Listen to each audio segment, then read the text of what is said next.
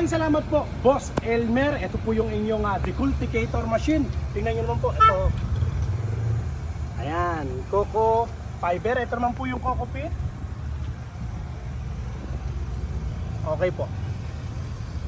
Sa lahat po ng mga interesado, pwede nyo po akong i-follow sa ating pong Facebook page at sa ating pong YouTube channel. Pwede nyo rin pong bisitahin ang aking TikTok account, Diskarte Pinoy TV. Maraming salamat po sa inyo mga kadiskarte at ingatan nawa po kayo ng Panginoon. God bless po.